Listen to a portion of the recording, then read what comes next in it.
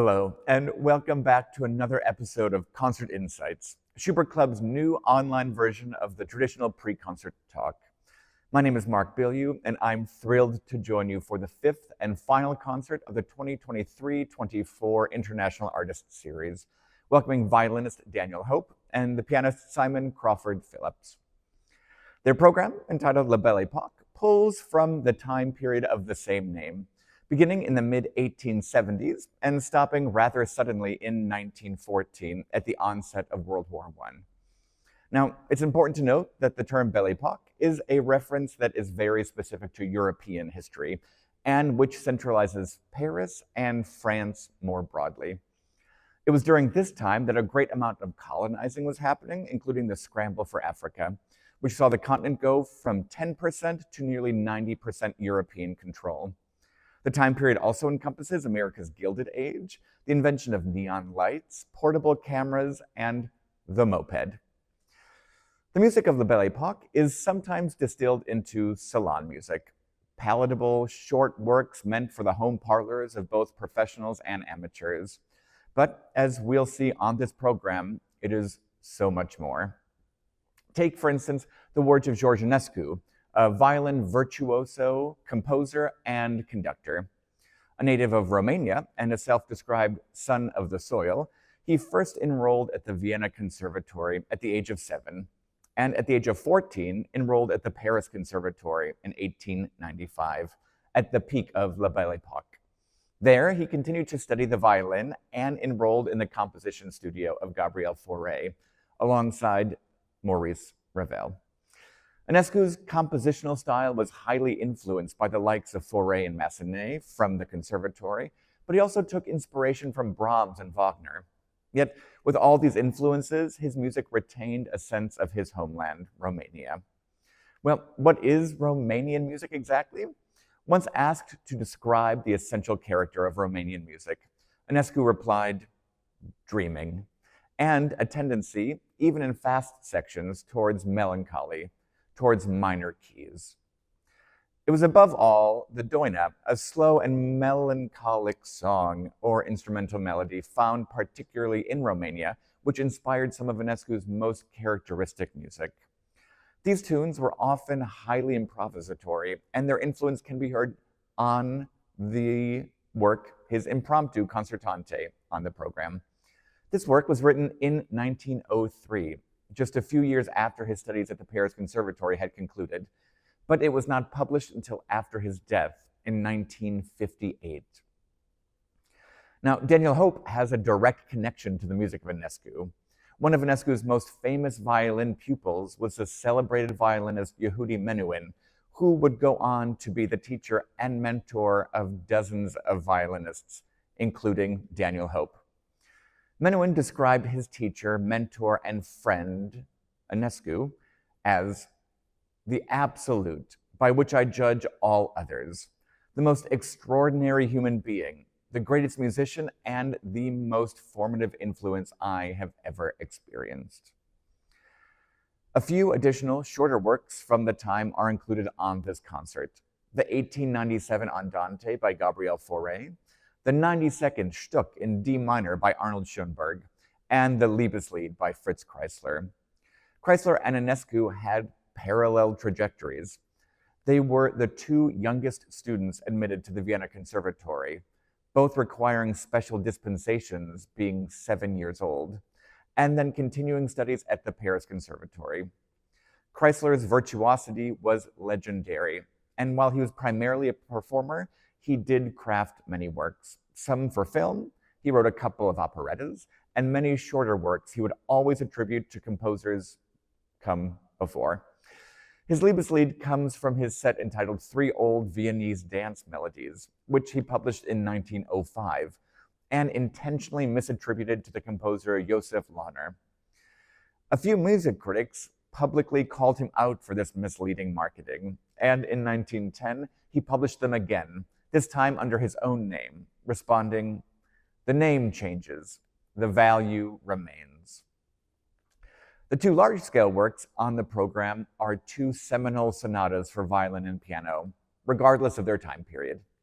The Ravel Sonata is a single movement work written in 1897.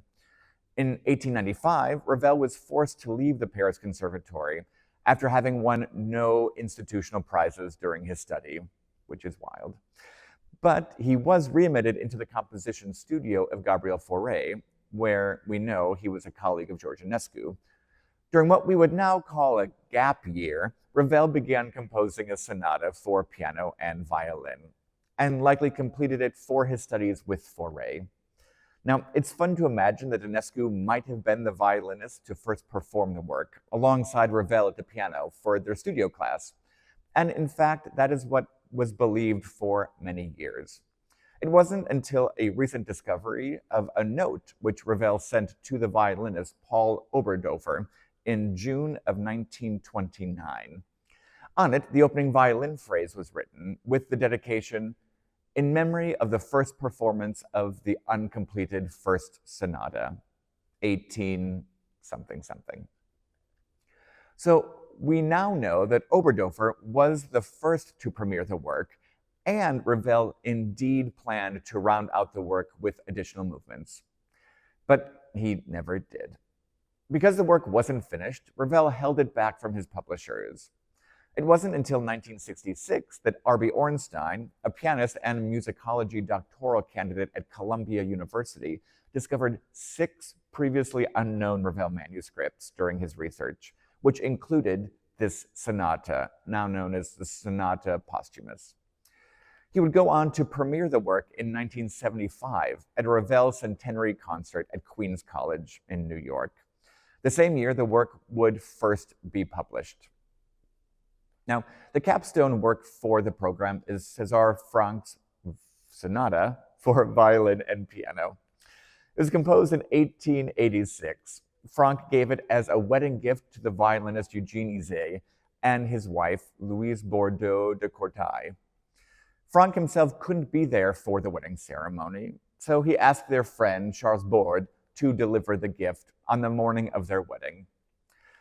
After a hurried rehearsal, Ysaÿe and Borde's sister-in-law, the pianist Louise Bordeaux de Courtaille, offered the first performance of the work for the wedding guests in attendance. The work was a near immediate success, and Franck's publishers knew they had a hit on their hands. Here we see an early copy which lists just a few iterations of the work. There's a version for solo piano, a version for piano duet with 4 hands, a version for piano and flute, and a version for piano and viola. Notice also how the work is listed. It's a sonata for piano and violin. This seemingly insignificant word order, rather than violin and piano, isn't as insignificant as we might first think.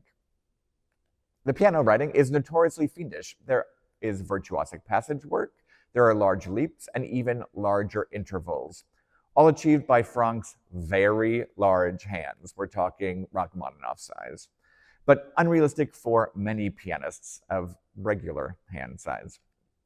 As scholars have also pointed out, the manuscript appears to show that Franck composed the piano part first. There are very few erasure marks or corrections, whereas the violin part is riddled with changes that indicate a lack of assuredness in the violin writing.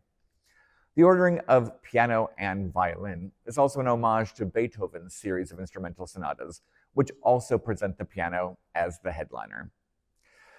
The 4-movement sonata shares motivic themes throughout, at times dreamy and hazy, other times volatile and passionate.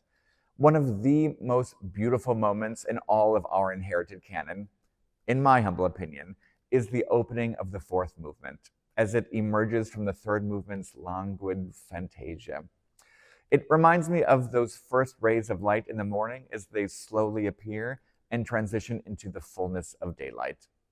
It is exhilarating.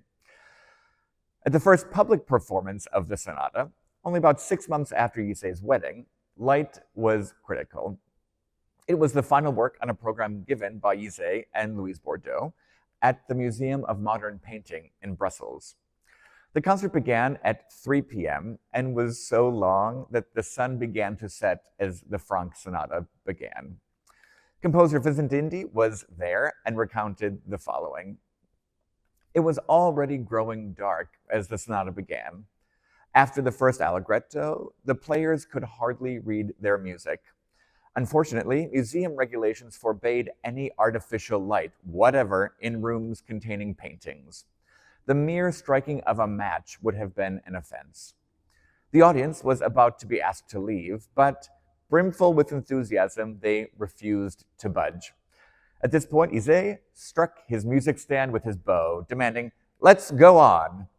Then, wonder of wonders, amid darkness that now rendered them virtually invisible, the two artists played the last three movements from memory, with a fire and passion the more astonishing in that there was a total lack of the usual visible externals that enhance a concert performance. Music, wondrous and alone, held sovereign sway in the blackness of night. The miracle will never be forgotten by those present. Now, luckily, there are no lighting regulations at the Ordway, and we will be able to experience this wondrous music by these exceptional artists unhindered. It's been a delight to spend this season with you exploring the music and musicians of the International Artists Series here at the Schubert Club. We'll see you next season.